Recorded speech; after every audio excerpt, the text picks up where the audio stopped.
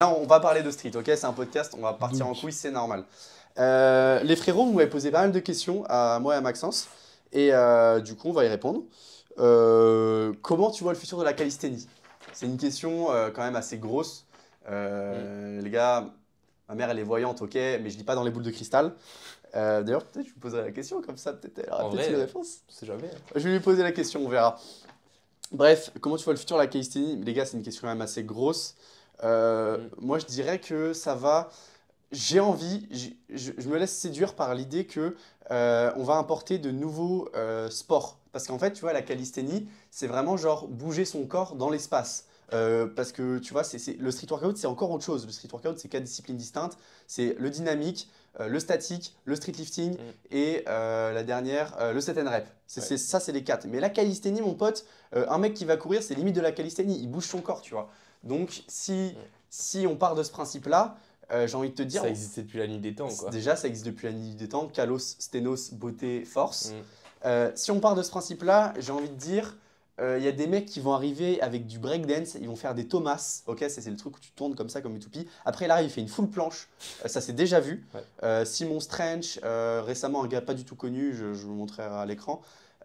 Ces gens-là, Ouais. en vrai, c'est les freestylers du sol, du floor. C'est comme, tu sais, il y a un Renoir comme ça en Afrique qui fait des trucs, des dislocations, puis il repasse en Il full est planche. très fort. Gros, c'est. Il est Je trop. vois ça, Ça, c'est insane, gros. Ouais. Donc, Donc voilà, moi je le vois un peu comme vraiment la continuité comment dire, rajouter des nouvelles disciplines, nouveaux sports et le mélanger au street workout. Après, si tu me parles juste de street, comme le disait très bien Livan, on se dirige vers de l'endurance. C'est-à-dire que on a trouvé et inventé presque toutes les figures de force qui existent. Maintenant, il faut les hold plus longtemps, il faut faire plus de répétitions, il faut faire plus de pull-up, de push-up en planche, en front, en ce que tu veux.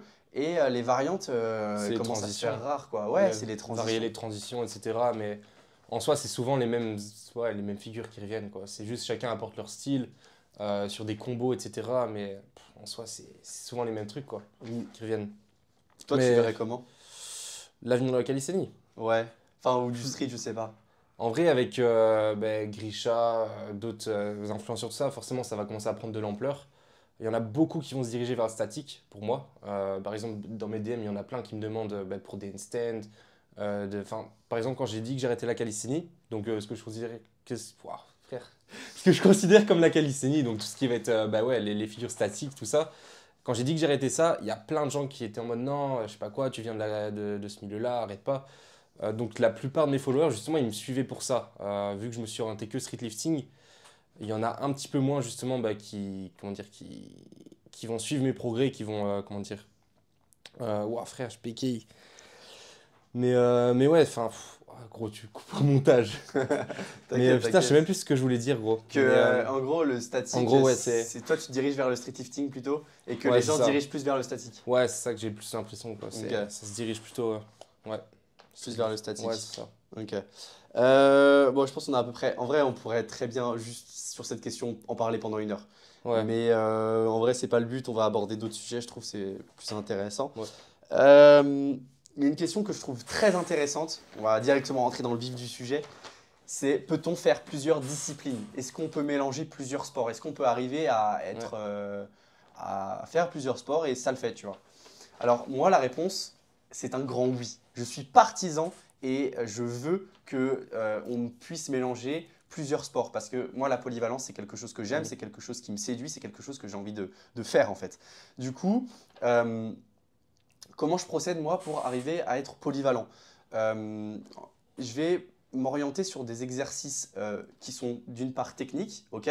Donc par exemple le hand balance qui demande très peu de force, et de l'autre part m'orienter sur des exercices de force qui eux vont demander de la technique, mais moins de concentration, on va dire mentale, et plus juste pousser comme un demeuré. Comme par exemple les dips lestés. Et combiner les deux et exceller dans les deux, c'est totalement possible. On- Après, si tu me parles de deux sports distincts, c'est compliqué d'être top forme. À part si vraiment ils n'ont pas grand-chose à voir et ils vont pas t'épuiser l'un ou l'autre. Par exemple, on prend l'exemple de la danse. Ok, un mec qui est bon en danse, il peut être bon en dips lestés, ça va pas le fatiguer. Il peut être bon en statique, il peut être bon là-dessus. Mais un gars qui veut être bon, qui veut être top monde en boxe et qui veut être top monde en street workout, Ça va être chaud. ça va être Ça va chaud, être très mec. chaud. Les épaules, c'est les deux mouvements qui travaillent beaucoup. Tu as aussi pas mal le gainage, tout ça. Franchement, c'est chaud, tu vois. C'est pas comme, je sais pas moi, un gars qui est bon en rugby. Je prends l'exemple de Jules Batch. Il est bon en rugby, tu vois, et il veut être aussi bon en street, mais il pourra pas exceller dans les deux parce que ça te fatigue énormément. Mine de rien, tu as le haut du corps qui travaille énormément en rugby. Tu as les jambes de fils de pute, donc derrière, tu as des gros quadris, tu te les traînes pour le statique, c'est pas facile. Et les blessures surtout. Parce que Oh. le rugby, les blessures gros, aux épaules, dislocation, tout ça, blessures au dos, à la cheville, forcément ça va impacter tes perfs en street. Déjà, rien que le fait que ton corps va puiser de l'énergie pour récupérer ta blessure. De deux, bah, par exemple, si t'es blessé à l'épaule, bah, forcément en planche, tout ça, t'es niqué. Donc c'est 2 fois plus dur de combiner les deux. Moi-même, je fais du parcours. Moi, je fais plus l'aspect acrobatie, tout ça. Le nombre de fois que je suis tombé sur ma nuque, Ouais. ça prend des jours et des jours à récupérer. Tu vois, t'as mal à la nuque, etc. T'as un torticolis, donc déjà forcément traction. Par exemple, moi qui fais beaucoup de traction, je suis obligé d'aller chercher le menton. Les muscle-up, la transition a fait mal. Donc tu peux pas te donner à 100% sur tes séances. En plus, comment dire, tes tissus, ils sont en train de récupérer. Donc ta récupération, elle est un petit peu niquée. Donc ça, c'est chaud. De deux, c'est quand tu fais des entraînements, par exemple, bah, moi je fais du parcours. Des fois, quand je fais entre potes, je décide pas du temps que ça va durer, mes entraînements. Des fois, c'est juste une session vite fait d'1 heure. Des fois, on se fait des sessions de 5 heures. Et ça impacte vraiment les perfs. Ça peut impacter jusqu'à 3 4 jours après la session de parcours mes performances en streetlifting. Donc c'est assez chaud à combiner. Après, ben, par exemple, le champion de parcours, Elie Toral, pour ceux qui connaissent, c'est un monstre, gros. Il a de ses moves. Par exemple, en barre, il fait sortie vrille, double back, enfin full in the back pour les connaisseurs. C'est un move de baiser. Enfin bref, il a des moves dans ce type-là. Il a quand même une straddle planche, il a un front lever, il a un muscle up. Je me suis déjà entraîné avec lui. Je lui ai appris comment faire un front. Il a un peu bas de forme, tu vois. Mais je veux dire, il a des moves de baiser. Et sur le côté, il arrive quand même à avoir des moves basiques en street, mais forcément, ce ne sera pas sa priorité. Mais il y a quand même un transfert entre les sports et c'est possible d'avoir un petit niveau en street si par exemple tu t'entraînes un autre sport à très haut niveau, c'est possible de quand même consacrer un petit peu de temps, un petit peu d'énergie, par exemple en renfo ou quoi, en fin de séance de ton sport principal. Tu finis sur quelque chose qui va te cramer un petit peu plus, mais forcément tu vas moins progresser en street que si tu progresserais en parcours, quoi. Mais c'est possible de combiner, selon moi. Si tu la joues en finesse, intelligemment, si tu mets de la créativité et de l'inventivité dans ce que tu fais, tu peux exceller dans deux sports. Maintenant, il faut bien que ce soit deux sports qui ne vont pas te prendre de l'énergie dans l'un et dans l'autre, cumulée. Après, si tu as deux sports qui sont malheureusement pas cumulables, je pense que tu peux exceller dans un et être bon dans l'autre. Comme tu disais, ton pote Ouais. qui est très très fort en parcours et qui est derrière à un petit niveau en street, tu vois. Donc c'est possible, tu vois, si tu fais de la boxe, mon pote, et tu as envie d'être bon aussi en street, c'est possible. Mais s'il y en a un qui te fait plus kiffer que l'autre, priorise celui-là et l'autre, tu le vois plus comme un passe-temps, un peu un loisir, ou tu as un petit niveau quand Ouais, même. c'est ça. Et puis, il faut aussi avoir quand même un minimum de connaissances sur comment combiner, tu vois, ces deux sports. Si par exemple, je sais pas, tu fais bêtement ta séance de street, le lendemain, tu as une séance de boxe et que le relendemain, tu as une séance de street en force, bah, tu n'auras pas eu de jour de repos. Et au final, ton corps, bah, il ne sera pas récupéré. Ta séance force, tu auras des perfs de merde. Donc, le mieux, tu vois, c'est de caler, bah, déjà, tu choisis ce que tu souhaites prioriser. Si tu souhaites prioriser, par exemple, la boxe ou bien le street, on va dire que tu souhaites prioriser le street, bah, alors tu vas commencer au matin par ta séance de street. Tu laisses quelques heures de repos, tu peux même taper une sieste, tu peux manger, etc. Au soir, tu fais ta séance de boxe. Ensuite, le lendemain, tu prends une bonne journée de repos. Tu peux faire aussi repos actif, ça peut être un petit footing ou quoi. Mais évite de retravailler les mêmes muscles. Tu vois. Par exemple, si tu fais les jambes, évite de faire de la haute intensité sur des squats 1 RM ou quoi, où tu te pousses à 100% d'intensité. Ça, pareil, ça va affecter ta récup, même si ce pas les mêmes groupes musculaires. Ton système nerveux central, il va être affecté. Donc, c'est une question de savoir gérer les jours de repos et faire tes séances de tes deux sports dans la même journée, séparément. Le lendemain, tu te reposes. Le surlendemain, tu te pousses pas à fond sur une des deux séances. Et la troisième journée, tu peux te repousser, tu vois. Après ça, pareil, ça va dépendre des gens, ça va dépendre de ta capacité de récupération, ça va dépendre de plein de facteurs, de ton hygiène de vie, de ton lifestyle, ton sommeil, ta diète, enfin bref. Et donc forcément, certaines personnes pourront récupérer plus vite, d'autres plus lentement. Donc ça, c'est à toi de tester, c'est à toi de voir. Mais généralement, si tu as fait les deux dans la même journée, le lendemain, tu te reposes, quoi, ou repos actif. Les gars qui veulent faire ça, c'est des putains de nazis, ok? Sachez-le. Euh, En fait, là, je parle pas dans les performances si c'est des mecs hyper chauds, mais un mec qui a un mindset d'enculé, un mec qui se la donne, un mec qui est prêt à mettre de côté un peu le reste de sa vie, à part peut-être le travail pour se nourrir forcément, mais sur tout le reste, sur tous les autres plans, si tu veux être bon dans deux sports distincts, mon pote, derrière, les sacrifices, ils existent et il va en falloir beaucoup, tu vois. Donc, fais. Et tu vas souffrir. Et tu vas souffrir. Mais bon, Crois-moi. mon pote, si tu regardes ce podcast, t'es avec les personnes qui aiment se la donner. Donc, t'inquiète pas. Ouais. T'inquiète pas, t'inquiète pas. Ok, vas-y, bah en vrai, je pense qu'on a répondu à la question. Ouais, plus ou En moins. long, Je en suis sûr qu'on a large, oublié en des trucs, travers, mais Ouais, si, en vrai, une autre question qui peut être intéressante. Euh, bon, là, c'est plus personnel. C'est en combien de temps j'ai appris des figures, tu me diras après. Combien de temps ouais. j'ai débloqué les figures que je maîtrise aujourd'hui. Cette question, elle est un peu, comment dire, difficile à répondre parce qu'en fait, quand tu progresses sur un mouvement, tu as un transfert de force qui se fait et du coup, derrière, tu pars avec une certaine base et donc le temps de réponse, enfin le temps que j'ai mis pour maîtriser une figure, il vaut absolument rien. Tu vois, par exemple, si tu me dis, tu as mis combien de temps à maîtriser ta 50 tractions, enfin 50 kg en traction lestée et derrière, un an après, j'ai entraîné mon front lever, tu vois, et ben j'avais une base telle que j'ai déjà progressé en front lever sans même en faire. Donc en fait, cette question, elle est un peu débile, elle a pas de sens, vu que chacun part d'une base différente de par son historique sportif et sa Mm. morphologie, sa récupération, ses habitudes de vie, tout ça. Donc après, je peux te le dire, tu vois, si tu veux. Moi, je fais 1m83, 82 on dira, 83. Je confirme, hein, il est grand. Lui, il fait 1m86, donc t'inquiète. Bref, et pour 75 kilos, on dira à jeun. Je suis en PDC moins 7, moins 8, tu vois. Et pour cette taille-là et ce poids-là, il y a des figures sur lesquelles j'y arrive plus facilement, du style par exemple le handstand, le soulevé de terre parce que j'ai des grands bras. Bon, c'est pas la calisthénie, mais t'as capté. Mais il y a des figures où là, je galère plus. La planche, le front lever, le drapeau, un peu plus galère, tu vois. Mm. Donc en vrai, si tu veux, le front lever, aujourd'hui, ça fait presque 3 ans que je fais du street. Je l'ai à peine, on dira, parce que c'est vraiment mon gros point faible. Mm. Bon, il y a des fois où je l'ai plus que d'autres, genre l'année dernière, je l'avais limite mieux. Mhm. Et la planche commence un peu à m'améliorer, tout ça, tout ça. Voilà quoi, en vrai. Le Toi, front, c'est c'est vraiment comment? ta bête noire, gros. Ouais, mec, c'est ma Ça, t'as bête beau noire. le tryhard. Moi, c'est l'inverse, gros. Le front, ça progresse bien. La planche, mec, ça veut pas. Ouais. Après, c'est aussi une question de blessure, j'en parlerai après, mais les périocytes, putain, la planche. La planche et les périocytes, c'est une horreur. C'est vraiment. Je déteste ce mouvement. Ça, je le dis comme ça, c'est dit. Je suis lourd, je suis grand. Les blessures, Ouais. ça arrive rapidement. Ta récupération, elle est affectée, forcément. Tu progresses plus lentement et le risque de blessure, il est tellement élevé, gros. Pour moi, la planche, avec tous les objectifs que j'ai, c'est pas rentable.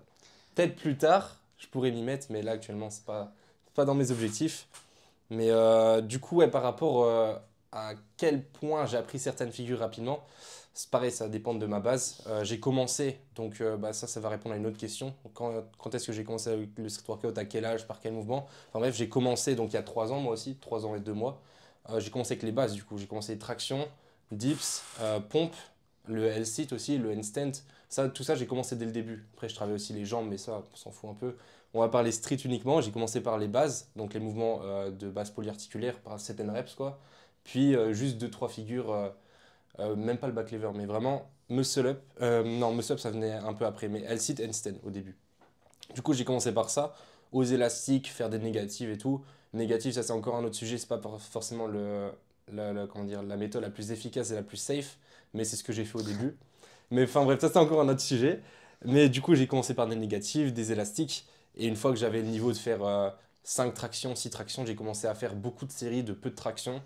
Et par exemple, des 5 à 8 séries de 3 à 5 tractions, beaucoup de récup. Ça, tu le sais, la récup, je prends des gros temps des gros temps de repos. Et donc, j'ai commencé par ça. J'ai fondu une bonne base en traction, dips, pompe. Pompe, j'ai fait beaucoup d'endurance au début, ça m'a bien forgé. Et bah, après, du coup, enfin, je suis passé sur du street lifting. Donc, j'ai lesté mes tractions, j'ai lesté mes, euh, mes dips, mes pompes aussi aux élastiques. Ça, c'est une petite méthode. Si vous n'avez pas de poids, vous pouvez mettre des élastiques. Pareil sur vos dips. Traction, c'est plus galère à appliquer ce principe avec les élastiques. Enfin bref. Et donc, une fois que j'avais une bonne base déjà en traction, en dip, j'ai commencé à prendre le muscle up, j'ai commencé à prendre le front lever, mais ça, je vais y revenir après, mais le front lever, j'ai vite arrêté. Donc, une fois que j'avais une bonne base là-dessus, muscle up, c'est venu. Je l'ai eu en mars, je l'ai eu, je crois, le 5 mars, un truc comme ça, alors que j'avais commencé le 26 novembre. Donc, en gros, en 4 mois, 3 mois, quelque chose comme ça, j'ai eu le muscle up. Très dégueulasse. Les deux bras passaient en même temps, mais gros kipp au niveau des jambes, donc pas validé, on va dire. Mais 2 mois après ça, je l'ai validé sans l'aide des genoux, mais avec tu sais, un kipp au niveau des jambes tendues comme ça. Donc ouais, on va dire, pour l'avoir clean, il m'aura fallu 5 mois, en partant de zéro traction. Après, il faut savoir que moi, j'ai été très sportif quand j'étais jeune, quand j'avais 13-14 ans. Son physique, les gars, il revient de Ouais. loin. Là, j'ai vu sa transformation. Regardez, je vais vous montrer des On images. mettra des photos de toute façon sur le podcast, mais Il revient de très très loin. Genre, si elle a autant buzzé sa transformation physique, c'est parce qu'elle est vénère. Genre, à la David Led. mec, elle a vraiment. Après, j'ai pas le physique de David Led, je Non, pars de très loin. mais après, David Lay, enfin, je veux dire, pour avoir le physique qu'il a eu, il a mis plusieurs années, quoi, de 2014 à 17. Enfin, Après, quand tu vois son physique à 17 ans, c'était Ouais. déjà vénère. Au bout de 3 ans, il a commencé à 14 il, ans. il était fait pour ça, ce Mais- gars. Mais en tout cas, il revient de loin et en gros, c'est pour vous dire à quel point genre, tout le monde peut y arriver. Surtout que, genre, même si, là, on parle de 7 reps, donc traction, dips, pompe, muscle up. Même les muscle up, tout ça, il y a quand même un certain bras de levier à avoir. C'est-à-dire que tu dois tirer de là à là. Et plus tu as les bras courts, plus c'est simple. Et lui, il fait 1m86. C'était un putain de ficello avant. Ouais. Et il arrive, il se l'est donné assez pour qu'en quelques mois, il arrive à avoir le muscle up, les gars. Je sais pas si vous vous rendez compte, je trouve ça très Ouais. impressionnant. Pour vous donner un ordre d'idée, j'étais tellement maigre à un certain point, je faisais 1m86, à peine 60 kg, 62, 63 kg, quelque chose comme ça. Mes bras, mec, c'était des bâtons. Limite, on voyait mes os, quoi, mes côtes. Enfin bref, on voyait mes côtes dans mon dos. Enfin bref, c'était vraiment un stade limite anorexique. Je n'étais pas anorexique parce que je mangeais comme un gros lard. Ouais. Mais mon physique, enfin mon métabolisme fait que je peux pas prendre de poids si je fais pas de sport. Dès que j'arrête le sport, je perds direct au moins 5 kilos en 2 semaines. Et donc, ouais, quand j'ai repris le sport, parce que du coup, moi, j'ai fait beaucoup de muscu quand j'avais 13-14 ans, trop de muscu. Du coup, je me suis blessé. Blessure d'usure, blessure chronique, tendinite, etc. Enfin, tendinopathie. On dit plus tendinite. Enfin, bref, ça, c'est encore un autre sujet. Mais du coup, blessure chronique, ça fait que je me suis blessé de mes 14 ans jusqu'à mes 17 ans. Enfin, j'ai repris vite fait à 15 ans. Je me suis reblessé à l'épaule, au coude. Enfin, bref, blessé de partout. J'arrête pendant 2 ans parce que je vais voir des médecins généralistes, des kinés qui me disent ah ouais, t'es niqué, tu dois prendre des anti-inflammatoires, te reposer, massage, mettre des trucs, c'est de la glace et tout. C'est les méthodes de rééducation passive qui marchent pas.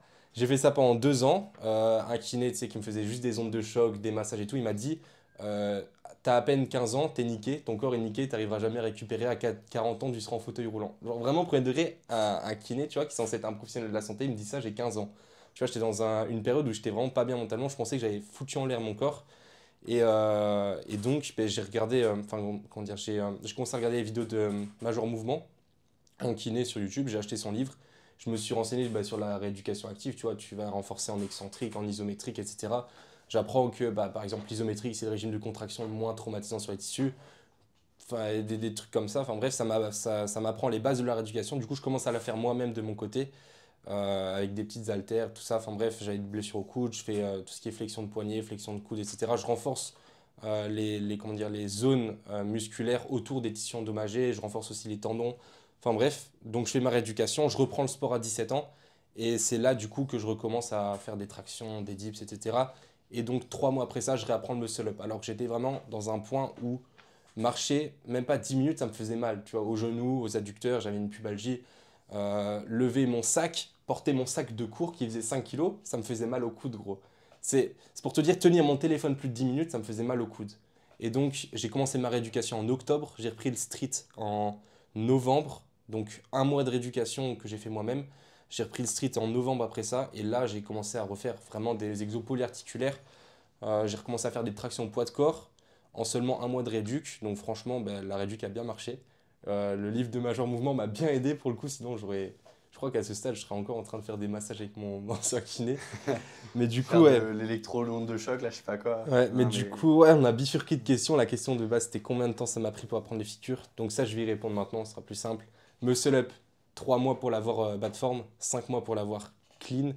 Le front lever, J'ai commencé à l'entraîner une fois que j'avais le muscle up, avec des tucks, avec des advanced tucks, avec des pull-up en tuck aux anneaux, des trucs dans le genre des négatives. Sauf qu'à cette époque-là, j'avais une traction lestée à 30 kilos, 40 kilos, alors que je pesais 75, trucs comme ça, 80 kilos à l'époque. Donc ça fait que j'étais assez faible en traction lestée. Donc le front lever, ça m'a pris du temps. Au bout de 3 4 mois, j'ai commencé à l'avoir en straddle, un peu bas de forme, tu sais, les jambes, enfin les hanches un peu qui cassent comme ça, les bras pliés, même à l'heure actuelle, mes bras ils sont un peu pliés. Mais donc c'était bas de forme. Pour 3 mois de travail front, j'ai eu la straddle bas de forme. J'ai commencé à entraîner le full, sauf que le full, je l'ai eu que 2 ans après. Pourquoi? Parce que ça a commencé à me gaver. J'ai fait une prise de masse. J'ai continué à entraîner le front, j'ai arrêté les tractions, je voulais focus que le statique à l'époque, donc front planche. La planche j'ai arrêté à cause des périocytes, mais le front j'ai continué. J'ai stagné parce que j'étais en prise de masse et que je faisais un peu n'importe quoi, j'ai commencé à me choper des contractures au dos et tout. Donc au final j'ai stagné à la straddle, mais j'étais monté même à 90 kg à l'époque, donc j'étais passé de 75 kg à 90 kg et j'ai conservé ma straddle. Donc en soi j'avais progressé, c'est-à-dire que ma force au niveau de mon dos elle avait progressé, mais pas relativement à mon poids de corps, tu vois. Donc c'était ma force absolue qui avait augmenté. Enfin bref, du coup, à cause de ça, ça m'a gavé. J'ai arrêté le front, j'ai repris les tractions. Et donc 1 an et demi après, donc je suis resté au même poids de corps, plus ou moins 85-90 kilos. J'ai repris le front. Et le jour où j'ai essayé le front, je l'avais déjà. Je l'avais genre 2 secondes, mais bas de forme, en Ouais. full. Alors que je l'avais jamais eu comme ça, tu vois. Mais donc le fait de faire des tractions, ça m'a permis de débloquer le front sans rester au même rapport de poids de corps, tu vois. Donc j'ai recommencé à entraîner le front à partir de ce moment-là, mais j'ai continué de faire les tractions sur le côté. Donc c'est-à-dire que je faisais genre 2 entraînements front, 2 3 entraînements front par semaine, un entraînement traction, voire deux. Ouais, à l'époque, je faisais 2 entraînements traction, 3 entraînements front, un truc comme ça. J'étais quand même un peu en surentraînement. Mais malgré ça, j'ai eu mon front en 2 semaines. J'ai eu 5 secondes. Donc je suis passé 2 secondes bas de forme à 5 secondes bas de forme, mais un peu moins bas de forme. Ouais, donc j'ai progressé en 2 semaines, on va dire, je l'ai eu. Puis j'ai commencé à le perfectionner. Et on va dire en quoi? En 8 mois, j'ai commencé. Là, j'ai tapé un 10 secondes. Enfin, c'était il y a quand même quelques mois. J'ai tapé 10 secondes bas de forme, 5 secondes perfect forme, on va dire. Donc le front, on va dire, si tu pars d'une très bonne base en traction, tu peux l'avoir très vite. Tu peux même l'avoir sans l'entraîner. C'est pas aussi Donc spécifique ouais, qu'une planche, par exemple. En ouais, vrai, ouais. si tu as des bonnes bases, tu as fait des sports ou tu as fait du tirage comme l'escalade ou de traction lestée, Mm. tu vas l'avoir assez vite. Mais tu vois, genre, la question, tu vois, elle a peu de sens qu'on me posait vis-à-vis de combien de temps tu as eu tes moves. La, il t'a expliqué en détail de comment il arrivait de A plus B, tu vois. Et mine de rien, enfin, je veux dire, c'est propre à chacun. À moins que vraiment tu veux savoir en détail de comment il est arrivé, ça peut être intéressant. Parce Ouais. que d'un côté, tu as eu son cheminement, tout ça. Et d'ailleurs, c'est quand même pas le chemin le plus simple que tu as pris. Franchement, mec, tu t'es pris pas mal de branches dans la gueule Ouais. pendant tout ce périple. Mais voilà, quoi, c'est à peu près ça pour avoir une figure. Tu vois, c'est quand même Mm. assez. Je veux dire, là, c'est pas une ligne droite, quoi, le chemin. Donc, Ouais, non. Tu vas bifurquer un petit peu, mais tu vas mais trouver ton chemin. mais c'est bien parce C'est... que du coup, c'est par ces bifurcations-là que tu vas te créer une expérience et Mm. ton histoire, tu vois. Euh, qui, j'espère, elle sera cool parce que même si, vas-y, regarde, là, tu es dans un moment où tu sais, t'as du chaos, tu sais, t'as un peu, comment dire, t'es pas yimbe. Et bah, dis-toi que dans quelques semaines, quelques mois, ça fera une anecdote à raconter vis-à-vis de ta situation. Euh, essaye de voir le verre à moitié rempli. Tu vois, je sais pas comment, je pense, je sais pas dans quel état tu étais pendant cette période où tu avais des blessures partout, mais tu essayais quand même de remonter la pente. Tu voyais comment C'est... la chose? Ben, au début, tu vois, j'étais optimiste. Enfin, je me suis dit, je vais voir des kinés, tout ça, ça va marcher, quoi. Je vais vite Ok. être remis sur pied. Puis, enfin, à l'époque, je faisais aussi les jeunes sapeurs-pompiers, j'étais JSP. Et ça, mon but, c'était d'être pompier, tu vois. Et donc, quand j'ai vu, au bout d'1 an, enfin, j'ai vu plein de kinés, des ostéos. Je suis même allé voir faire de acupuncture, tu sais, on te plante des aiguilles et tout. T'as tout fait. J'ai tout fait, quoi, la totale. J'ai tout fait. Et quand je me suis rendu compte que j'ai tout fait et que rien n'a marché, là, je me suis dit, ah merde, là, je suis dans un scénario où ça se trouve, bah, le kiné a raison, j'ai tout fait, j'ai tout essayé et il n'y a rien qui marche. Je suis foutu, tu vois, je suis foutu à vie. Donc, mon plan d'être pompier, ça tombe à l'eau. Je serai jamais pompier. Je pourrais jamais. Tu vois, mon but, c'était d'être musclé, tu vois, à la Arnold Schwarzenegger et tout à l'époque. Enfin, quand j'ai commencé la muscu, de base, c'était pour juste avoir un bon physique. Donc, je faisais muscu, un peu de traction, un peu de dips, mais mon but, c'est vraiment le physique. Et donc, je me suis dit, ben, c'est foutu, tu vois. Et ouais, arrivé à un stade, mec, j'ai commencé à partir en couille. J'ai vraiment commencé à partir en couille. euh, Enfin, à tomber en dépression, tout ça. Enfin, avoir des idées noires, forcément. Parce que je vivais que pour ça. Vraiment, je vivais. Ma vie, c'était le sport. Depuis tout petit, je fais du sport. Du jour au lendemain, t'arrives même plus à marcher 10 minutes sans avoir mal. Tu peux plus lever ton sac. Tu peux plus rien faire. Enfin, à chaque fois, tu as des nouvelles dispenses de sport. Enfin bref, tout ce qui te fait vivre, tout ce qui te passionne dans la vie, tu peux plus le faire. On t'enlève ça du jour au lendemain pendant 2 ans, alors que tu es un gamin qui a 14, 15, 16 ans, tu vois. Ça te fout une claque, ça te fout vraiment une claque, donc je l'ai mal vécu. Mais c'est dans ces moments-là que j'ai le plus appris niveau connaissance. C'est dans ces moments-là que ça m'a poussé à me renseigner sur beaucoup de sujets, la rééducation. Enfin bref, tous ces sujets-là, je me suis beaucoup renseigné, donc j'ai beaucoup appris sur les blessures. J'ai donc voulu commencer à même faire des études de kiné, etc. D'ailleurs, bah, enfin, ça c'est encore un autre sujet, mais du coup je suis parti en Belgique pour mes études de kiné et que j'ai pas poursuivi. Enfin bref, ça c'est encore un autre sujet. Mais du coup, j'ai quand même des connaissances en kiné sans être kiné. Enfin bref, du coup, je sais plus où j'en étais. Mais donc ouais, c'est dans ces moments-là que j'ai le plus appris et ça me sert encore aujourd'hui. C'est-à-dire que là, dès que j'ai une petite douleur, je sais exactement comment la traiter et en même pas 2 jours, c'est parti quoi. Pareil, mes douleurs à l'épaule, je sais comment les traiter. Douleurs au coude, ça, enfin, ça c'est des trucs, c'est comment dire, dans mon entraînement, je sais comment adapter au moment même en fonction de telle douleur, telle intensité de douleur, qu'est-ce que je dois faire. Enfin, c'est des trucs, maintenant c'est un automatisme. Et si j'avais jamais eu ces expériences dans le passé, je ne saurais pas m'adapter en fonction de mes blessures à l'heure actuelle. Donc je suis content que ça me soit arrivé tôt, même si bon, à l'époque, bah, j'étais encore un gamin, donc ça m'a quand même mis un sacré coup au moral. Mais maintenant, enfin, ça m'a forgé mes connaissances et ça a fait l'athlète que je suis devenu aujourd'hui. Enfin, athlète, c'est un grand mot, tu vois, mais c'est ça qui me permet de continuer à m'entraîner sans blessure à l'heure actuelle. Il a appris à vivre avec le chaos en fait. Genre, et pour apprendre à vivre avec le chaos, il faut l'avoir côtoyé suffisamment pour le faire tout simplement. Ouais. Et j'ai envie de te dire, j'ai pas eu la même expérience que toi vis-à-vis de tout ça. J'ai eu des blessures, pareil que toi. Le- une des seules raisons qui me permet de me lever le matin, c'est le sport. Ouais. Comme beaucoup, je pense que c'est ceux qui écoutent le podcast aussi sont dans ce cas-là.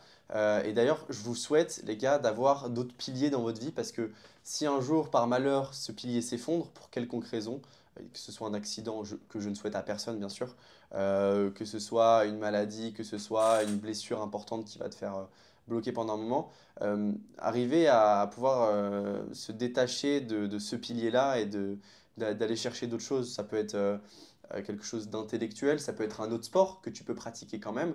Ça peut être renforcer tes liens familiaux, sociaux, tu vois, ce genre de choses que tu as peut-être un peu délaissé pendant tes années où tu te regardais. Mm. Et c'est pas grave, franchement, soyez fous comme David Goggins, les gars. Mais juste, le jour où ça lâche pour quelconque raison, il faut que vous soyez prêts. Parce que le chaos, il va être violent. Il va être très très violent, tu vois.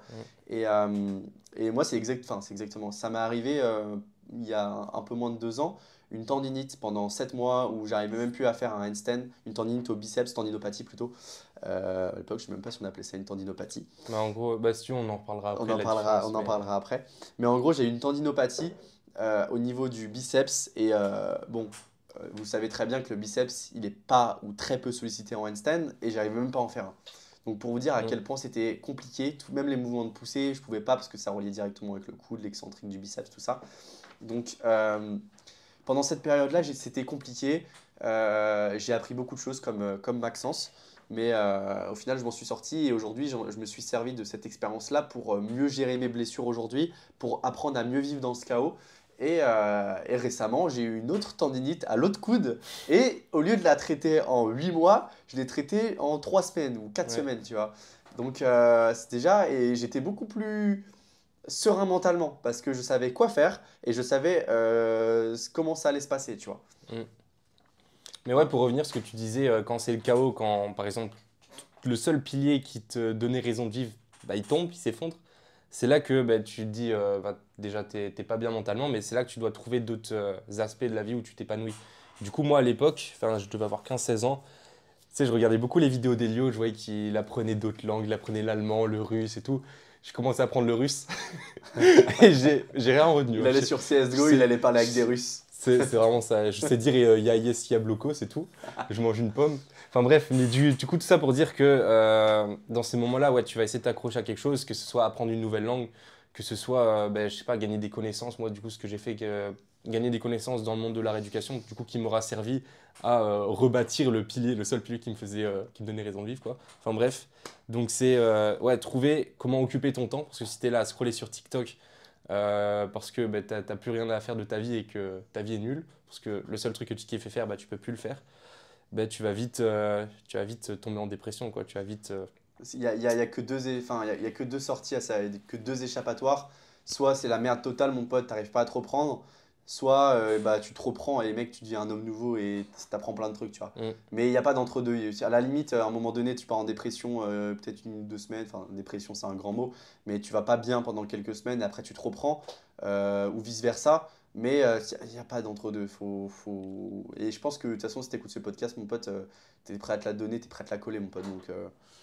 Donc si jamais tu es dans ce cas-là où ça va pas trop en ce moment, pour quelconque raison, fais ce qu'on t'a dit, essaye de t'occuper l'esprit, de rajouter des connaissances pour aller mieux plus tard, enfin pour aller mieux le plus vite possible. Et voilà mon pote. Exactement. Bon, passe à la question suivante. Ouais, attends, tu me parlais de tendinopathie et tendinite. Ah oui, tendinopathie, tendinite. Je pense qu'on regarde tous les deux. Comment il s'appelle Ah. Major mouvement? Non, pas Major Mouvement, un autre très connu, enfin que j'aime beaucoup. Alexis Beck.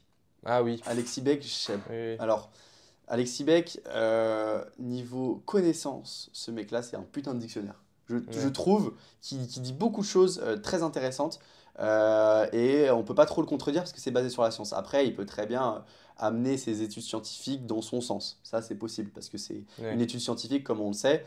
C'est C'est pas controversé. la. Alors, déjà, c'est controversé. À part si tu sors une bonne grosse méta-analyse Ouais. bien des familles. Mais en fait, une revue scientifique, une étude scientifique, c'est vraiment pour t'amener vers une direction, mais en aucun cas, elle va te dire si c'est rouge ou si c'est blanc ou si c'est vert. Elle va juste t'amener dans une direction et après, c'est à toi de l'interpréter comme tu le veux, tu vois. Mm. Ouais, exactement. Mais du coup, pour répondre à la question tendinite, enfin, c'est pas une question, mais au débat tendinite, tendinopathie, tendinite, c'est quoi? Le suffixe is, il signifie une inflammation du tendon. Tendinopathie, c'est tendon, donc tendon, quoi. Et donc c'est. Pouah, frère. Tendinopathie, pathie, c'est pathologie, donc c'est une pathologie du tendon. Donc ça veut dire que tu as une tendinopathie, tu as une blessure au tendon, mais c'est pas forcément une inflammation. Par contre, une tendinite, c'est spécifique, c'est-à-dire que tu as une inflammation à ton tendon. Et ça se traite différemment, apparemment. Mais en gros, quand tu as une tendinopathie, tu dois simplement renforcer ton tendon. Donc c'est en gros, tu as le tendon, tu vois, c'est un trou. Et au milieu de ce trou, tu as comment dire, une zone morte dans ton tendon. Et donc, cette zone morte, si elle est qu'elle prend beaucoup d'ampleur, c'est-à-dire que ton tendon, la partie vivante de ton tendon, il y en a beaucoup moins. Donc, ça fait que ton tendon, il peut subir moins de contraintes. Donc, pour faire ça, pour résoudre ce problème, c'est très simple. La zone morte, tu peux pas la changer, tu l'auras à vie. Par contre, la zone vivante, tu peux la faire grossir. Donc c'est ça le principe de renforcer tes tendons en excentrique. L'excentrique, c'est ce qui va renforcer le plus tes tendons. L'isométrique, c'est ce qui met le moins de contraintes sur tes tendons. Enfin bref. Et donc renforcer tes tendons, ça va faire grossir ton tendon. Et donc ta zone morte, le ratio zone vivante, zone morte de ton tendon, va faire en sorte que comment dire, le ratio va évoluer. C'est-à-dire que par exemple, si tu avais 80% de ton tendon qui était de la zone morte et que ça passe à 30% de zone morte, ça veut dire que ton tendon il pourra subir plus de contraintes, tu pourras commencer à faire des exercices, des figures qui te faisaient mal, etc. Donc le but c'est tout le temps renforcer tes tendons jusqu'au jour où plus rien limite ne peut casser ton tendon. C'est-à-dire que peu importe la contrainte que tu vas mettre dessus, une dips à 100 kg, traction, enfin bref, je sais pas combien de poids, ton tendon il sera capable d'encaisser cette contrainte. Donc voilà, moi c'est ce que j'ai appris du coup quand j'avais 16 ans et que j'ai dû faire ma réduc moi-même. J'ai fait en sorte de renforcer mes tendons pour qu'ils puissent subir plus de contraintes. Là où il parlait d'excentrique, pour ceux qui sont blessés ou pour prévenir des blessures, on va y aller brièvement sur ce sujet. Mais comme il disait, l'excentrique, c'est un putain de moyen pour Mm. guérir de pas mal de blessures. Ça ne résout pas tous les problèmes, mais ça en résout certains, dont les tendinopathies. Parce qu'en fait, Mm. ça va donner un signal à ton tendon, ça va inhiber avec, je sais pas, ton tendon, tu vois, il est vascularisé, pas autant qu'un muscle, mais il l'est. Et du coup, ça va donner comment on appelle ça? De l'afflux sanguin. Du flux sanguin et en gros ça va le réparer, dira-t-on, mieux parce que du coup le signal il sera plus intéressant en excentrique. Et aussi la contrainte elle est quand même beaucoup moins violente qu'en concentrique, si à charge égale on dira. Parce qu'en fait l'excentrique tu peux charger à 130% de ton concentrique. Par exemple si au développé couché tu fais 100 kg, bah, tu arriveras à ralentir 130 kg juste sur la phase excentrique par exemple. Exactement. Après, il faut savoir que l'excentrique, c'est quand même le régime de contraction le plus traumatisant pour tes tissus. Donc, c'est quelque chose à faire de manière très progressive. C'est-à-dire que si tu es blessé au tendon et que tu commences à faire de l'excentrique à 100% de ton RM, tu es sûr de te le déchirer, quoi. Donc, c'est quelque chose, tu dois, comment dire, si tu es blessé, que tu as une blessure au tendon, premièrement, tu as des phases dans ta rééducation que tu dois respecter. C'est-à-dire que, première phase, quand ton tendon est encore très inflammé, déjà, c'est le repos, prendre quelques jours de repos. Une fois que l'inflammation diminue, que tu n'as plus de douleur, tu vas commencer à faire de l'isométrique. L'isométrique, c'est tenir une position sans bouger. Et tu fais ça de sorte à avoir pas plus de 3 sur 10 de douleur, 3 sur 10 sur l'échelle de douleur. Donc c'est-à-dire si tu sens que tu n'as quasiment pas de douleur et que tu peux tenir une position, bah, tu vas continuer à tenir cette position jusqu'à progresser en charge sur cette amplitude-là, etc. Une fois que tu n'as plus mal, tu peux commencer à faire des répétitions, tu peux commencer à entraîner l'excentrique. Mais l'excentrique, il faut savoir que c'est traumatisant, donc tu vas commencer léger et tu vas respecter ton seuil de douleur. C'est-à-dire que si ça dépasse un certain seuil de douleur, bah, tu mets moins lourd. Et si tu as mal, même si tu mets pas quasiment aucune tension, c'est que c'est encore trop tôt pour faire de l'excentrique. Donc tu dois y aller de manière très progressive, très graduelle. Donc après, le plus simple, c'est si tu es vraiment blessé, c'est d'aller voir un professionnel du sport, tu vois, un kiné, mais si possible un kiné spécialisé en sport, kiné préparateur physique. Parce que des kinés, j'en ai vu des dizaines. Il y en a très peu qui sont vraiment compétents, tu vois, enfin très peu. Si tu vas au kiné du coin qui va faire de la rééducation pour des grands-mères, etc., ce ne sera pas de la rééduque spécifique pour des sportifs. C'est des rééduques différentes, tu vois. Donc, il va rééduquer une grand-mère différemment d'un sportif. Donc, si tu vas voir le même kiné qui va rééduquer des grands-mères et qui fait la même rééduque qu'une grand-mère, forcément, tu ne seras pas prêt pour reprendre des tractions à 100 kg. Donc, il faut que tu ailles voir un kiné qui s'y connaît assez sur la prépa physique pour qu'il te fasse ta rééduque et que tu sois prêt à reprendre ton sport directement par la suite. Donc moi, c'est plutôt ce type de kiné-là que je te recommande d'aller voir. Et si tu n'en connais pas dans ta région, c'est très simple.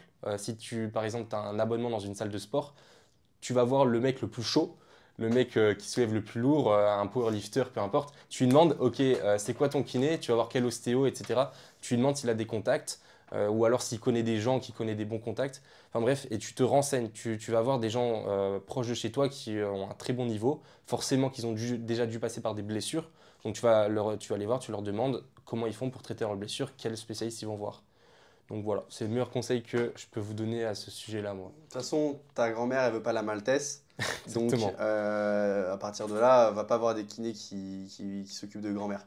Mais en vrai, la strat, elle est bonne. Et je rajouterai un petit truc, c'est que mon pote, il y a même des kinés qui sont en salle de muscu. Faut juste les repérer, tu vois. Ouais. Des fois, ils font des exos bizarres, c'est eux. Tu connais Manny Bars? Manny Bars, par Tu sais que exemple. c'était mon kiné. Tu m'avais dit, je crois. Ouais, mais en gros, quand j'ai déménagé en Belgique, c'était il y a quoi? C'était il y a 3 ans. J'arrive dans une salle de sport. Je vais pas dire le nom, est-ce que je peux dire le nom? Bah, on s'en bat les Ça couilles. s'appelait le Fitnastic. C'est sur Bruxelles. Donc, Fitnastic, j'arrive comme ça, je m'entraîne, puis je vois un type cheveux longs comme ça avec une beubare. Je me dis, attends, il ressemble à Manny Bars. Et du coup, je vais le voir. Je fais, ah, c'est toi Manny Bars. Enfin, c'était pas son prénom, mais je l'appelais Manny Bars parce que Ah je oui. pensais que c'était son prénom Manny ou quoi. Enfin, bref. Mais je vais pas dire son vrai prénom, je pense qu'il veut pas qu'on le dise. Enfin, bref. Du coup, je vais le voir et du coup, effectivement, c'était lui. Et il est kiné et coach sportif, personal trainer. Et du coup, j'ai fait des séances de kiné chez lui, notamment pour mes périocytes, pour d'autres problèmes au bas du dos que j'avais une sciatique plus légère, hernie discale. Donc j'étais allé le voir et c'est un très bon kiné. Fais des miracles. Franchement, je recommande des miracles. Ça dépend pour les pathologies. J'avais une pathologie à la coiffe de rotateur. Il m'avait fait un protocole de remise en charge progressive, sauf que moi j'avais dit que ça me faisait mal justement sur mes handstand push-up, donc il m'a fait faire des développés militaires, mais c'était en concentrique excentrique, donc il n'a pas joué sur les différents tempos, les différents régimes de contraction. J'étais allé voir un préparateur physique qui n'est pas kiné. D'ailleurs c'était mon maître de stage. Je lui avais demandé pour cette pathologie-là, vu que je voyais qu'il avait des connaissances, et je lui demande, toi tu me recommanderais de faire quoi pour mon problème à la coiffe de rotateur? Sur les handstand push-up, il m'a dit, Bah écoute, c'est très simple. Le régime de contraction qui est le moins traumatisant pour tes tissus, c'est l'isométrique, c'est tenir une position. Donc il m'a dit, tu vas faire comme du développé militaire, mais sans bouger. Et donc je me suis dit, bah tiens, moi j'ai mal en handstand push-up, il faut que ce soit spécifique à ce mouvement-là. Donc je vais faire en pike push-up. Donc j'ai commencé en pike push-up, tenir la position. Rien que la tenir 10 secondes, mec, j'avais mal comme pas possible. Du coup, j'ai vraiment reculé à fond mes pieds. Limite, ça ressemblait à une pompe, le truc. Et j'ai progressé la surcharge de manière à tenir 30 secondes dans cette position-là, quasiment sans douleur. Une fois que j'ai tenir 30 secondes, j'avançais un peu mes pieds. Et je mesurais la distance entre mes mains et mes pieds pour que ce soit quantifiable. Et du coup, j'arrivais à un moment jusqu'à ce que je sais faire une pike push-up isométrique de 30 secondes, les pieds au sol, très proche de mes mains. Et ensuite, je surélève mes pieds petit à petit jusqu'à arriver à une pike push-up classique ici où tu tiens les pieds surélevés. Et à partir de là, j'ai commencé à pouvoir de nouveau faire des handstand push-up sans douleur. Alors que ça faisait un an que j'avais trop mal, même des pompes classiques, limite ça me faisait mal, tu vois. Donc c'est en appliquant ce principe-là que j'ai pu guérir de cette blessure, alors que ben, Manny Bars, il n'avait pas réussi. Tu vois, il m'avait fait un protocole qui avait à moitié marché, mais dès que je reprenais les handstand push-up, boum, j'avais mal. Par contre, j'avais moins mal sur les développés militaires. Donc c'est... en fait, c'est des trucs, tu vois, il y a certaines blessures que tu peux traiter toi-même en cherchant des informations à droite à gauche et en utilisant ta logique, tu vois, en cogitant un petit peu, tu vas trouver des stratagèmes pour, comment dire, tu vas trouver des informations cohérentes qui vont te permettre de toi-même faire ta rééducation. Après, forcément, il y a des trucs trop spécifiques et tu ne pourras pas te faire ta rééducation toi-même. Et tu vas devoir toi-même aller voir des spécialistes et ils auront tous un avis différent. Ça, tu verras que dans le monde médical, tous les avis sont différents limite. Donc c'est à toi d'aller voir plusieurs spécialistes, de faire ton avis et peut-être que si tu vas voir beaucoup de spécialistes, tu pourras te faire ton propre avis et te faire ta propre rééduque. C'est ce que moi j'ai fait du coup. On fait un sport qui est quand même très très compliqué. C'est quand même un sport où tous les mouvements ne sont pas naturels. À partir Mm. du moment où ces mouvements ne sont pas naturels, il va falloir jouer, être, comme je dis, créatif, avoir un esprit critique aussi, parce qu'avec toutes les informations qu'on a sur Internet et tout, ça joue en notre faveur et notre défaveur. Donc il faut impérativement, même les professionnels de santé, qui sont les experts, peuvent se dire de la merde. Donc c'est pour ça qu'il faut quand même même moi, tu vois, genre dans le podcast, enfin même moi, genre, je suis qui déjà, tu vois, mais Ouais, c'est ça. prenez les informations et après analysez-les et voyez si c'est pertinent pour vous. C'est ça, personne n'a la vérité absolue, tu vois. C'est à toi de chercher les informations à droite à gauche, te faire ton propre avis, essayer sur toi-même, voir ce qui marche sur toi. Et à partir de là, tu pourras te dire, ok, ça c'est la vérité, c'est ce qui marche sur moi. Crée ta Après, propre c'est pas vérité. forcément, voilà, exactement, c'est pas forcément une vérité absolue, c'est pas forcément une vérité qui est valable pour tout le monde. C'est ta vérité pour toi, ça fonctionne sur ton corps, ça fonctionne sur tes objets, enfin par rapport à tes objectifs, etc. Mais ce serait pas forcément quelque chose qui fonctionnerait sur quelqu'un d'autre. Donc c'est spécifique à chacun, quoi. Ouais. J'ai C'est beau. une petite question, pour moi, elle est trop importante. C'est l'avenir, pas du street workout, mais de notre carrière dans le street workout. Enfin, quand je dis carrière, je parle de l'aspect business. Ouais. Est-ce que tu comptes en vivre ou est-ce que tu arrives à gagner de l'argent déjà avec? C'est comment toi un peu Ce serait beau, franchement, si je peux en vivre à 100% et me barrer à Bali ou à Dubaï, ce serait beau. Non, franchement, pour arriver à ce stade-là, comme c'est... André Strong? Ouais, lui, franchement, c'est le goal. Niveau carrière, c'est goal. Pareil, je connais des types sur Bruxelles, Malik et Manzoul, pour ceux qui connaissent, ils ont fait leur vie de ça. Ils vivent du street workout, du personal training. Après, eux, ils sont plus un public général, c'est-à-dire qu'ils coachent des petits vieux, ils coachent des darons, ils coachent pas que des athlètes, tu vois. Mais ils ont une clientèle, comment dire, tellement vaste que ils arrivent à en vivre très très bien. Ils font même maintenant, ils créent des formations pour des coachs pour lancer leur propre business. Donc des formations qui ne sont pas reconnues par l'État, mais qui vont servir à des coachs pour comment dire, trouver ta clientèle, pour développer ton business, comment tu vas trouver tes clients, etc. Donc c'est, comment dire, ils ont réussi à développer leur activité de telle sorte que je crois qu'ils gagnent plus de 10 000 par mois, un truc comme ça. Et ils recrutent des personal trainers tu vois, qui ont beaucoup de renommée. Par exemple, j'ai un pote, tu vois, Yvan, c'est l'ex-champion de Belgique de street workout, statique, freestyle. Et du coup, il recrute ce genre de coach, tu vois. Donc, tu peux en vivre très très bien, ce sport, si tu es intelligent, que tu arrives à comment dire, vendre ton produit très très bien, que tu trouves une bonne clientèle, surtout une clientèle comment dire, que tu arrives à renouveler. C'est-à-dire que si tu trouves un client qui vient 3 semaines et après qu'il arrête, voilà quoi, c'est pas très stable comme revenu, donc tu dois trouver des clients qui reviennent chez toi de manière régulière et pendant des années, et surtout qui discutent, qui parlent de toi autour d'eux. Comme ça, C'est par le principe du bouche à oreille, tu trouves beaucoup de clients, etc. Donc c'est possible, ça prend du temps. Les démarches administratives aussi, c'est très chaud parce que quand tu es indépendant, il faut savoir que tu es taxé 50% presque sur tes revenus. Donc par exemple, quand tu es indépendant en France ou en Belgique, surtout en Belgique, tu es taxé encore plus. C'est-à-dire si tu gagnes 2000 balles, dans ta poche, tu auras seulement 1000 balles, tu vois. Ouais. Donc c'est vraiment un système qui ne privilégie pas du tout les indépendants. Donc se lancer en tant qu'indépendant dans le monde du coaching street workout, sachant qu'en plus street workout en général c'est des gens qui n'ont pas forcément beaucoup d'argent parce que c'est un sport qui ne demande pas beaucoup de matériel. Donc trouver des clients là-dedans, des clients surtout, si par exemple tu veux coacher que des athlètes, ça va être très dur d'avoir une clientèle uniquement là-dessus, une clientèle régulière qui permet de boucher tous tes trous horaires, c'est-à-dire que si tu as seulement 3 clients sur la journée et que tu fais ça 5 jours semaine, sachant que tu es taxé 50%, tu n'auras jamais tes 2000 euros par mois, tu n'auras même pas 1000 euros. Donc en vivre uniquement du coaching, c'est très chaud, très très chaud, à moins d'élargir ta clientèle et de faire peut-être même du coaching en ligne en plus. C'est possible, mais bon, ça demande beaucoup d'investissement. Je sais que si tu te déclares en tant que société, tu es moins taxé, donc c'est possible, mais après il faut que tu aies un loin local, enfin bref, c'est une galère aussi. Mais ouais, c'est moi du coup, ce que je me verrais faire, ce serait faire ça à mi-temps, c'est-à-dire me trouver un taf sur le côté, un taf, que ce soit un taf alimentaire, tu vois, qui me permette juste de m'alimenter, un taf qui me permet d'avoir des revenus stables et sur le côté faire ça, ou alors un taf qui me plairait quand même dans le monde du sport, je sais pas encore quoi. Ça peut être, je sais pas, éducateur physique, ça peut être prof de sport, ça peut être un truc quand même dans le monde du sport, mais qui me permettrait d'avoir des revenus stables et sur le côté vivre de ma passion. Pour moi, c'est ce qui me paraîtrait sur le court terme, en tout cas, le plus logique dans ma situation. Je sais pas toi ce que tu en penses, comment tu vois l'avenir dans ce Moi, sens-là. je te rejoins sur pas mal de sujets. Le truc, c'est que on arrive aujourd'hui où coacher. En fait, le truc, c'est que le street workout, comme il dit, les gens, ils n'ont pas de thunes. C'est souvent des gens qui ont moins de 18 ans, donc n'ont pas forcément de métier non plus. Ça se démocratise de plus en plus des gens qui ont entre 18 et 35 ans qui s'entraînent en street. Mais c'est encore, tu vois, assez long, tu vois. Genre, j'ai la chance, moi, par exemple, de coacher une personne très âgée qui s'appelle Alain Gustave. Ouais. Lui, il fait du street workout depuis 3 à 5 ans, je dirais. Et c'est trop bien, tu vois. Genre, Il est très chaud pour son âge, lui. il a un niveau monstre. Il est Ouais. très très fort. Enfin bref. Et en gros, moi, je coach principalement en ligne.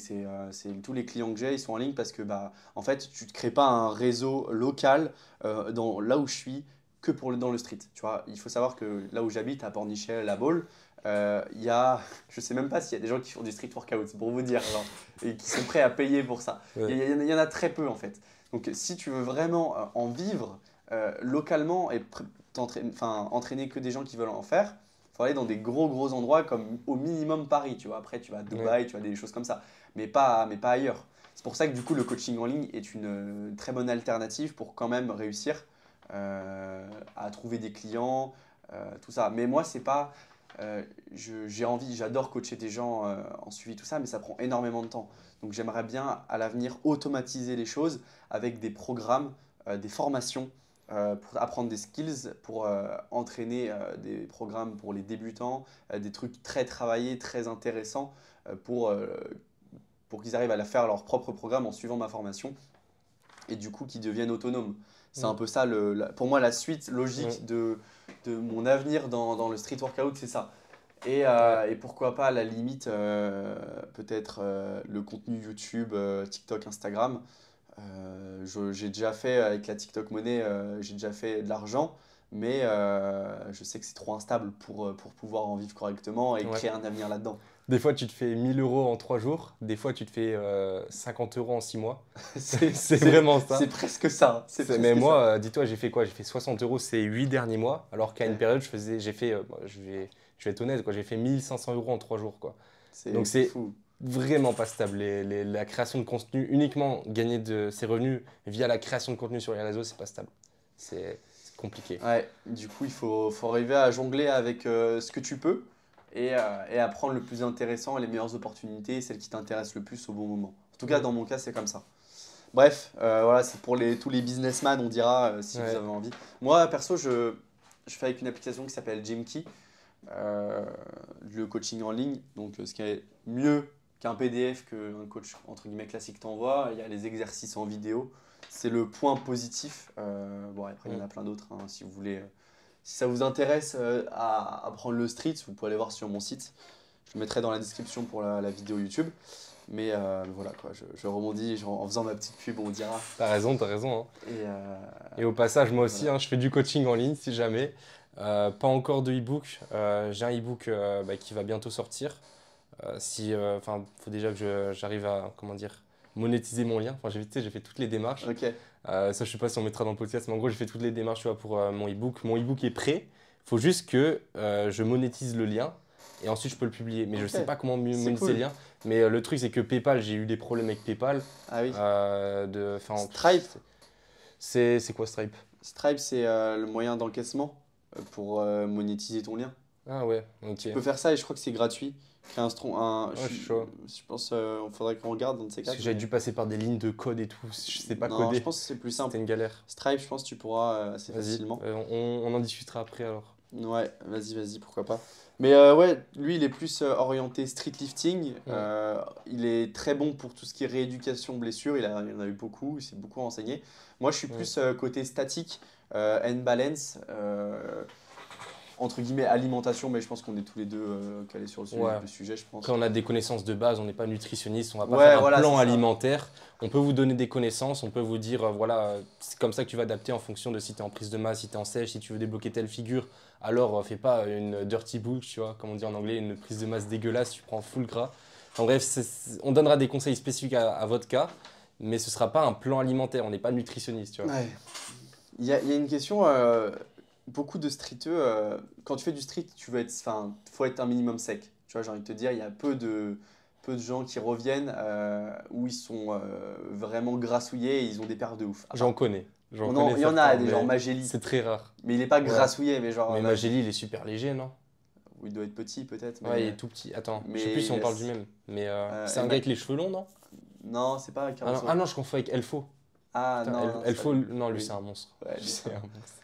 Mais bref, en gros, moi, ce que je vais vous dire, les gars, c'est que, en fait, le street, ça, en gros, c'est pas suffisant pour ceux qui veulent perdre du poids, tu vois, un petit peu, qui galèrent un peu à perdre du poids et du coup qui se disent, vas-y, je vais réduire mes macros, je vais réduire mon assiette.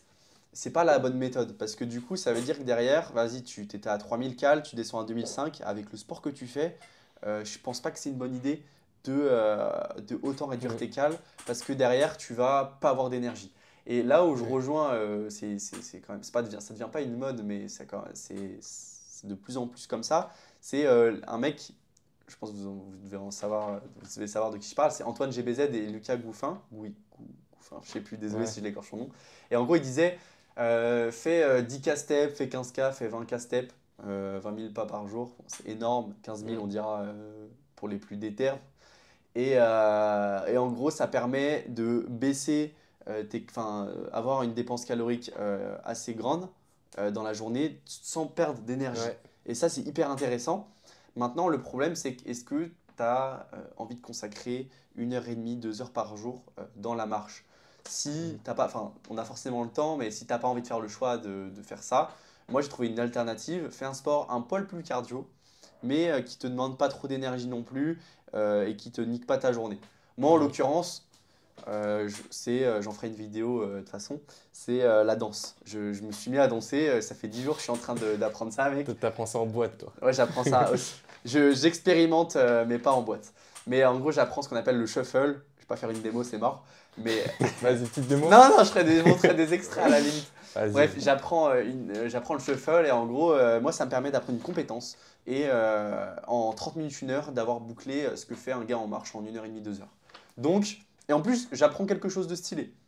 Donc, si c'est pas de la danse, mon pote, ça peut être autre chose. Ça peut être du skate. Le skate, c'est fatigant, mais ça va, tu vois. Derrière, tu peux aller encaisser ta journée tranquille. Sauf si tu te prends une grosse gamelle. Ouais, bah après, C'est pas grave. si t'es un Mais en skater, vrai, ouais. vas-y, tu fais de la randonnée, tu longes le remblai sur la côte et Ouais. tout, vas-y, c'est chill, tu vois. Ou tu te balades dans ta ville. Et pas du skate freestyle, quoi. Du skate. Ouais, vraiment, du skate. Genre longboard et tu, tout. tu roules. Ça, c'est trop stylé, je trouve. Le longboard. Tu sais, tu descends les montagnes comme ça.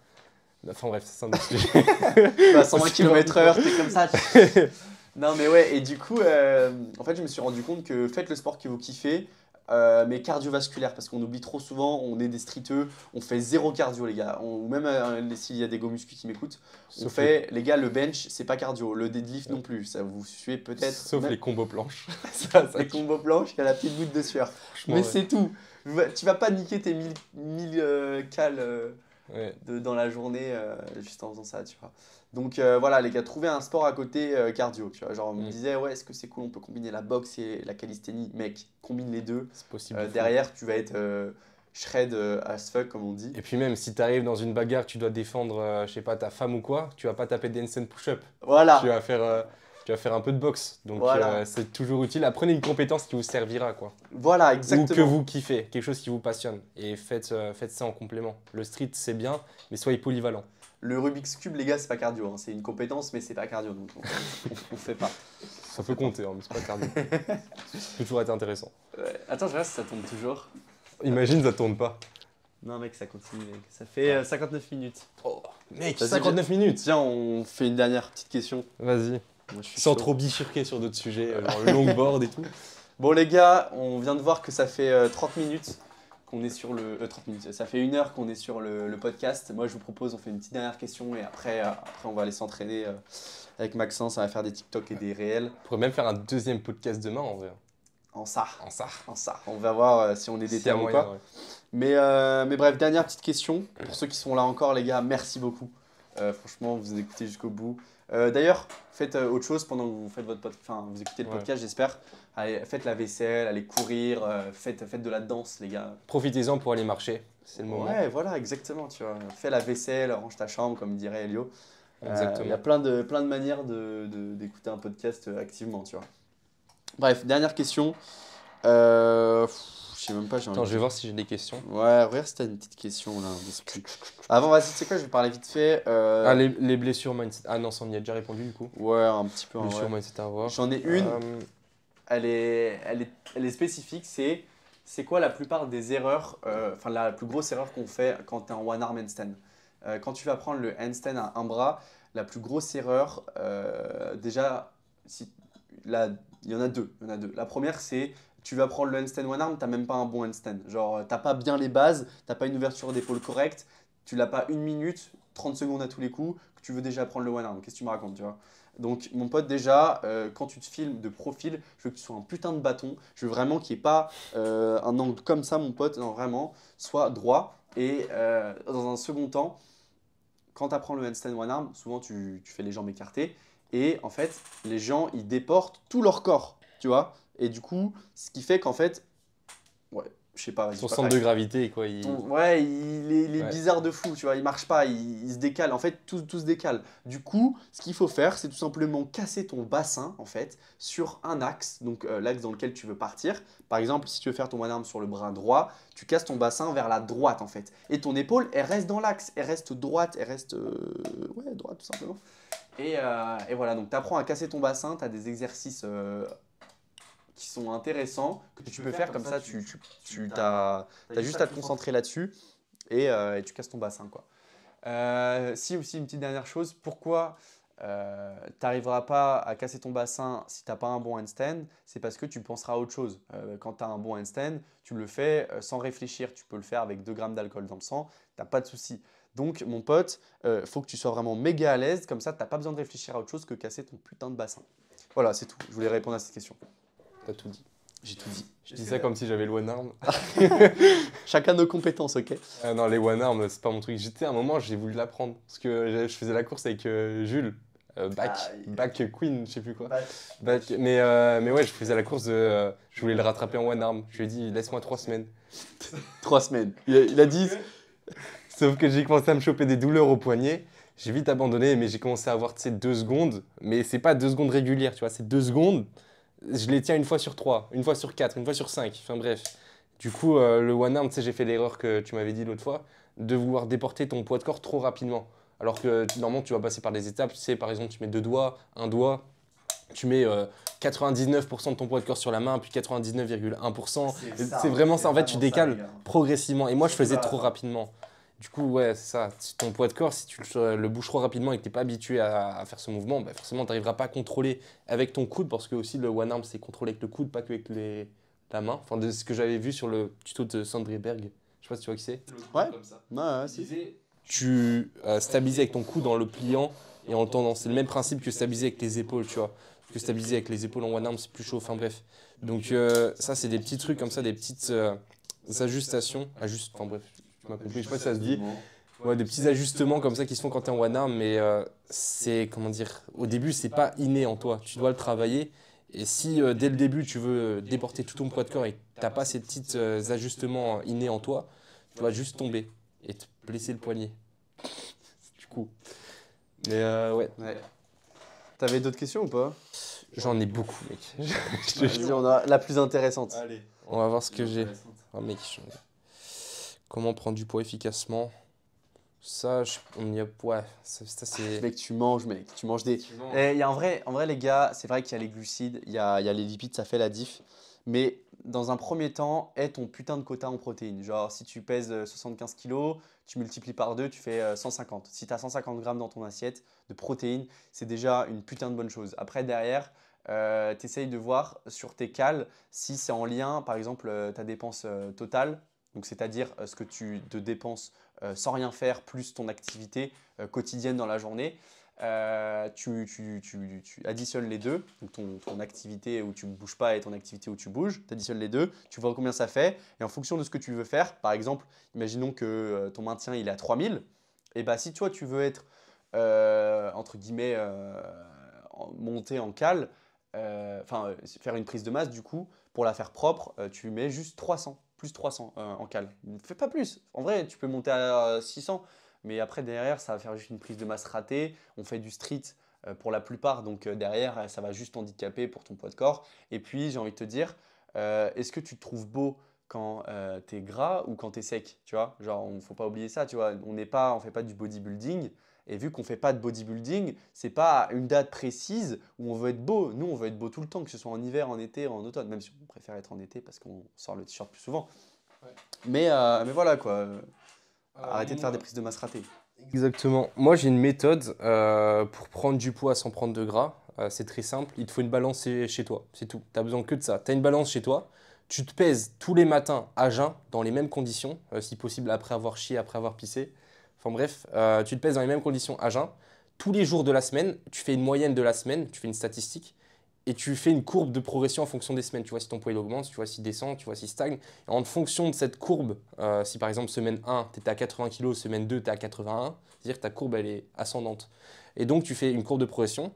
Et en fonction de la vitesse de progression de ta courbe, tu ajustes ton nombre de glucides. Donc en général, tes protéines elles ne bougent pas, tes lipides ils ne bougent pas ou très peu.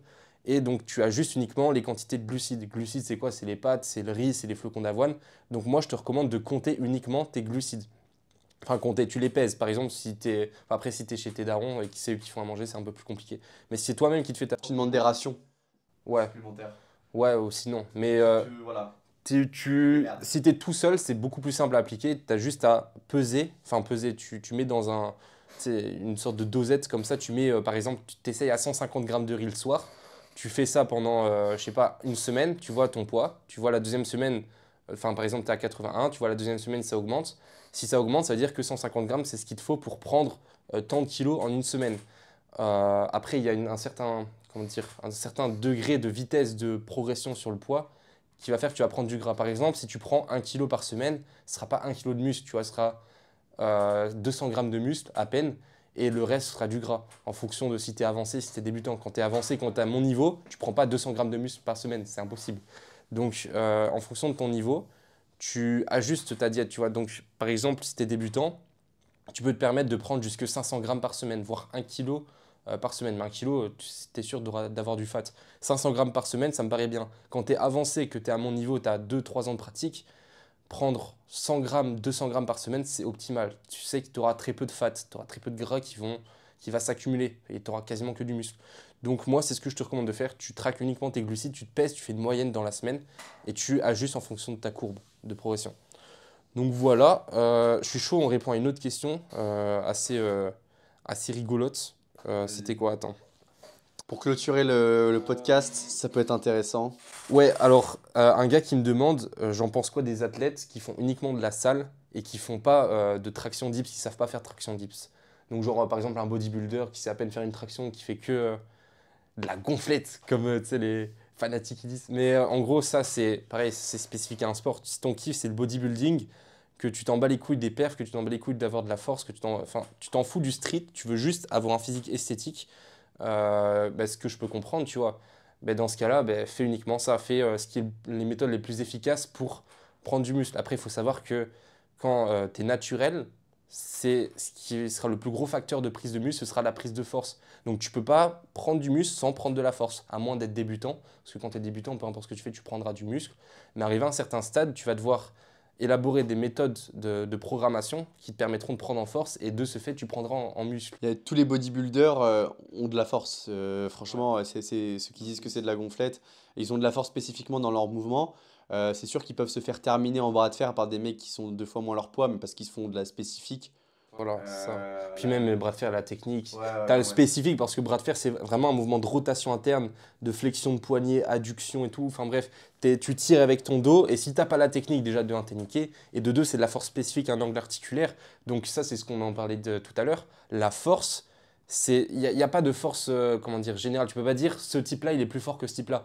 Tu peux dire ce type-là est fort dans cette amplitude articulaire et plus fort que lui dans cette amplitude articulaire. Tu vois.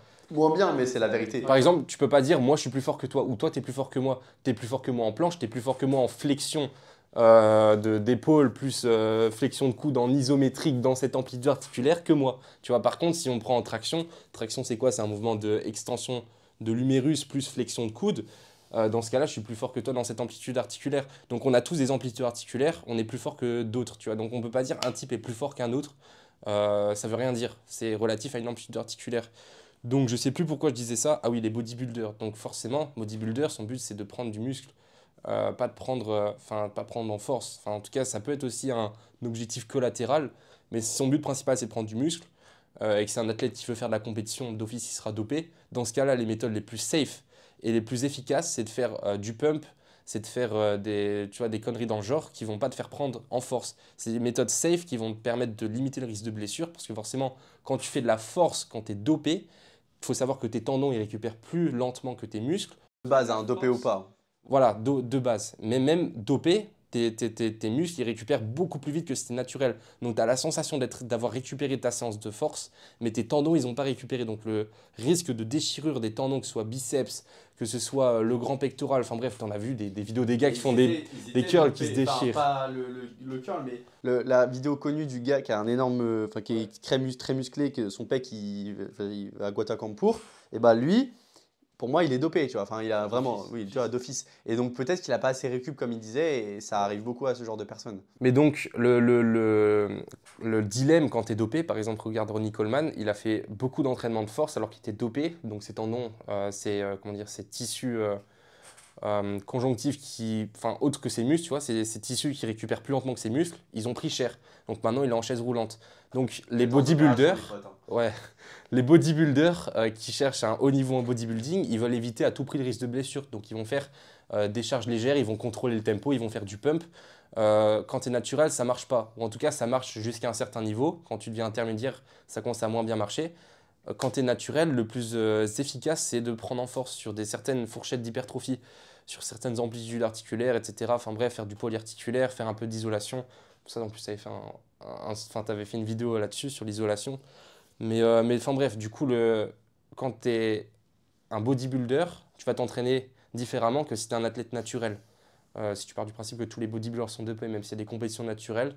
Enfin bref, si ton but c'est de prendre du muscle et que tu fais de la compète, que tu veux faire Olympia, tu seras dopé, donc tu vas t'entraîner différemment qu'un mec qui est naturel, qui fait du street, qui cherche la force. Donc c'est des objectifs différents. C'est comme dire, ouais, ça sert à quoi de faire des handstand push-ups si tu sais pas te battre? C'est deux objectifs différents, frère. Combien de fois j'en ai eu dans mes... T'es musclé, mais tu sais pas te battre. Ça, j'en ai eu plein de fois. Ouais, t'es musclé, mais tu fais pas de boxe, ça sert à quoi? Frère, c'est des objectifs différents. Tu peux pas comparer un sport et un autre. En fait, il faut savoir un truc, c'est que ces personnes-là, j'ai une théorie pour les personnes qui disent t'es musclé mais tu sais pas te battre. En fait, on associe les boxeurs à des gens qui sont musclés. parce qu'ils ils font du renfort à côté, ils font de la muscu, ils font de la calisthénie, tu vois, ils font ce genre de choses. Et du coup, ça veut dire automatiquement, ces mêmes personnes-là, ils vont associer un mec musclé à un mec qui fait de la boxe. Et si le gars musclé ne sait pas se battre, il va pas comprendre, il y a un bug dans son cerveau, tu vois. Et voilà, du coup, c'est juste des gens. Après, ça me fait rire, tu me dis, ouais, les mecs qui savent se battre sont musclés, regarde Tyson Fury. Frère, c'est un gros lard, il est trop chaud. Alors, il y a des exceptions qui confirment la règle, tu vois. C'est vrai. En gros, ouais, c'est Mais ça. par-dessus sa couche de graisse, s'il fait un cut, un vrai cut, tu vois, où il est en PDC, il est en allez, 10% de body fat, mon pote, je pense qu'il n'aura pas une belles insertions, mais en tout cas, il sera musclé, tu vois. Enfin, il a de la masse. Ouais, après, quand tu regardes son physique, t'as l'impression que c'est un daron alcoolique comme ça, avec un gros bide à bière, mais c'est un mec, c'est une putain de machine. Le type, il a un palmarès, gros, c'est abusé. Tu le vois dans la rue, tu te dis pas, lui, il me pète la gueule, à moins que tu regardes ses oreilles en chou-fleur. Mais ces types-là, C'est un putain de daron ça, alcoolique. ouais, c'est ça, savoir se battre, c'est pas la même chose que d'être musclé. Après, forcément, t'as la renfo. T'as certains boxeurs qui ont une très bonne génétique qui vont réagir à cette renfo, ils vont prendre beaucoup de muscles, tu vois, leur corps, il va bien réagir à cette renfo, ils vont exploser. Voilà, Mike Tyson, lui, c'est l'exemple parfait de la génétique golden, tu vois, tu fais quelques pompes, t'as un physique de zinzin, tu vois, il s'entraîne même pas pour l'hypertrophie, il a un physique de bodybuilder, le type. Après, ce mec avec ses entraînements de boxe, s'entraînait 8 heures par jour. Ouais, c'est ouf, mais il s'entraîne spécifiquement pour la boxe, c'est-à-dire que ça reste de l'endurance musculaire, il fait pas de l'hypertrophie et pourtant il a un physique gros, on dirait, tu vois, Il monte sur scène presque, tu vois. c'est ça, tu vois, donc ça va dépendre de la génétique des boxeurs, mais donc ouais, ils vont associer les mecs musclés parce que forcément quand t'as du muscle, t'es un peu plus imposant, tu fais un peu plus peur forcément, mais c'est pas pour autant que tu sais te battre, si tu fais pas de boxe, forcément, tu auras plus de force qu'un mec lambda. Donc si tu mets un mec lambda qui fait pas de sport de combat contre un mec musclé qui fait pas de sport de combat, théoriquement le mec musclé gagne parce qu'il a de la force. Il suffit qu'il lui fasse une prise, l'autre il est KO. Par contre, s'il suffit que l'autre soit un mec lambda qui fait de la boxe, il va éclater le type qui fait pas de boxe forcément. À part s'il y a 30-40 kilos d'écart, tu vois. Ouais, ça encore. Parce que ça joue beaucoup aussi quand même le poids. Ouais, ça, c'est vrai. Enfin bref, les potos, je pense que là on a pas mal répondu à des questions, on a bifurqué dans tous les sens. Les gars, c'était cool, première expérience podcast. Dites-moi ce que vous en avez pensé en commentaire. Commentez front lever pour ceux qui sont allés jusqu'au bout. Si je vois juste une seule personne qui a marqué front lever, mec, je suis aux anges. Franchement, là, les vues qu'on va faire sur notre podcast, elles vaut de l'or parce que c'est des gens qui nous ont écoutés jusqu'au bout. En tout cas, si vous êtes arrivés jusque-là. Et franchement, les gars, je vous kiffe. Donc, passez une putain de journée. J'espère que vous avez appris des choses. Entraînez-vous bien. Et j'espère, j'ai envie d'en refaire d'autres épisodes. Et on espère qu'on en refera d'autres. Donc, on se retrouve très vite, les potes. Ok? Ciao. Ciao. C'était cool! De fou!